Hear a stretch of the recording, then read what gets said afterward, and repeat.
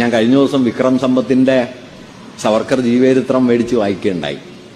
അപ്പൊ പുറയില് മാപ്പപേക്ഷ അനുബന്ധമായിട്ട് കൊടുത്തിട്ടുണ്ട്. 10-20 പേജുണ്ട്. 7-8 മാപ്പുകളുണ്ട്. ഭാര്യ എഴുതിയത്, കുടുംബക്കാരെഴുതിയത്, മൂപ്പരായിട്ട് തന്നെ എഴുതിയത്. വായിച്ചപ്പോൾ എനിക്ക് തോന്നിയത് ഇത് വായിച്ച് മടുത്തിട്ടായിരിക്കും മൂപ്പരെ വിട്ടത് എന്നാ. കാരണം അത്രയും മാപ്പുണ്ട്. ഇത് അവസാനിക്കുന്നില്ല. അവസാനത്തെ മാപ്പിലൊരു വാക്യമുണ്ട്, ഡോക്ടറോട് പറഞ്ഞു. അവസാനത്തെ മാപ്പിൽ പറയുന്നത്, എന്നെ വിട്ടയച്ചാല് എന്റെ മാത്രം പിന്തുണയല്ല, എന്റെ അനുയായികളായ 10,000-കണക്കിന് യുവാക്കളുടെ പിന്തുണ ബ്രിട്ടീഷ് ഗവൺമെന്റിന് ഉറപ്പ് തരാനായിട്ട് എനിക്ക് കഴിയും. ഇയാളാണ് കേട്ടോ നാളെ ഭാരതരത്നാവാൻ പോകുന്നത്. ഗാന്ധി വധക്കേസിൽ 9ാം പ്രതിയാ.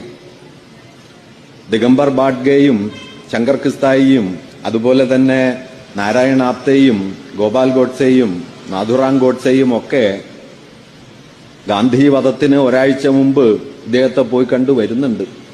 വിജയിച്ചു വരുമെന്ന് അനുഗ്രഹമുണ്ട്. ആ അനുഗ്രഹത്തിന്റെ നടപ്പിലാവല അയാളാണ്. പി എൻ ഗോപികൃഷ്ണൻ ഗോഡ്സെയെ കുറിച്ച് എഴുതിയൊരു വാക്യമുണ്ട്, സവർക്കറുടെ തോക്കിൽ നിന്ന് പുറപ്പെട്ട വെടിയുണ്ടയാണ് ഗോഡ്സെ. ഗോഡ്സെ അല്ല തോക്ക്, ഗോഡ്സെ വെടിയുണ്ടയാണ്. പുറപ്പെട്ടത് സവർക്കറിൽ നിന്നാണ്. ആ പുറപ്പെട്ട വെടിയുണ്ട ഗാന്ധിയുടെ മാറിൽ വീണ് അവസാനിച്ചിട്ടുമില്ല കേട്ടോ.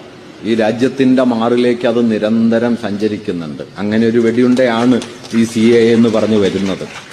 ആ വെടിയുണ്ടയാണ്. ഞാൻ അതിന്റെ ചരിത്രം ഇപ്പൊ പറയുന്നില്ല, അത് വേറൊരു വിഷയമാണെന്നുള്ളത്.